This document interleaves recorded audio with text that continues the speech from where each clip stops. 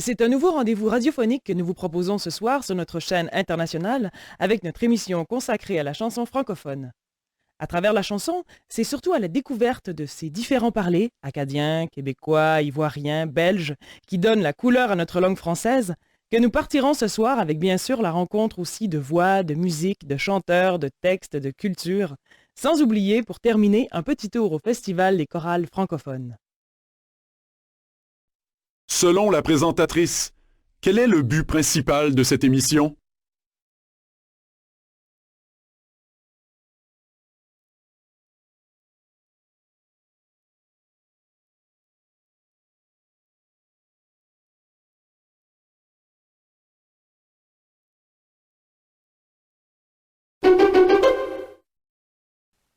Le seul mot d'ordre défendu par Anne-Marie Bonisseau, professeure de physique-chimie au lycée autogéré de Paris, eh bien c'est pas de pression.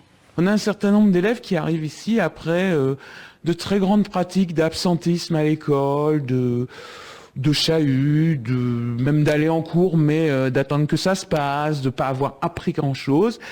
Et le projet, c'est qu'ils reprennent goût à la formation, qu'ils reprennent leur place dans un espace de formation. Donc on leur a laissé le temps de tâtonner, de chercher, de se perdre, tout en sachant que nous, on était là pour les soutenir et que ils n'étaient pas perdus. Ils étaient avec une structure derrière eux pour peu à peu trouver ce qu'ils voulaient faire. Quel est le principe pédagogique mis en œuvre dans ce lycée ?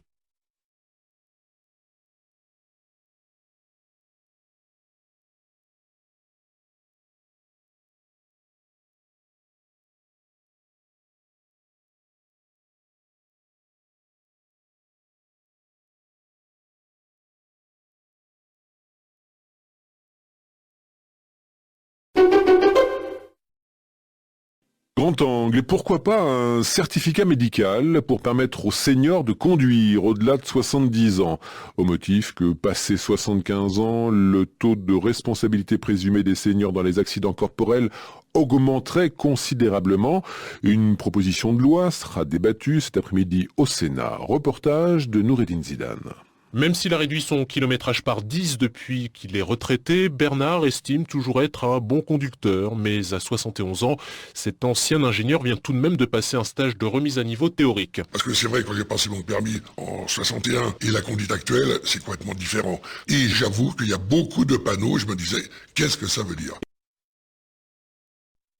Que propose le Parlement pour renforcer la sécurité routière ?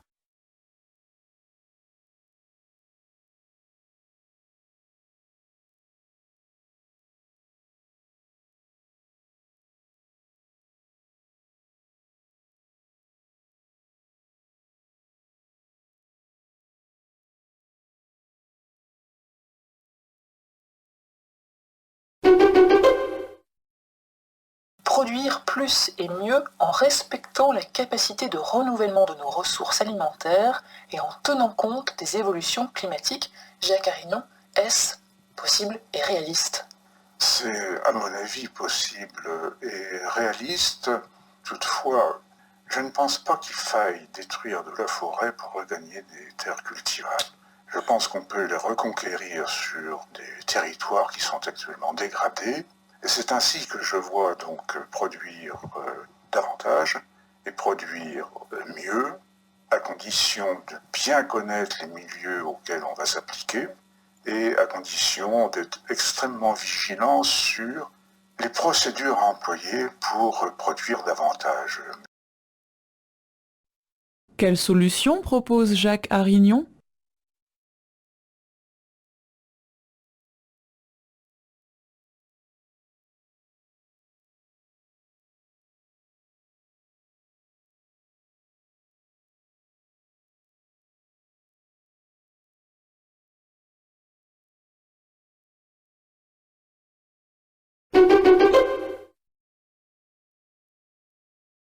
Fondée en 1909, les Canadiens de Montréal est la plus ancienne équipe de hockey toujours en activité.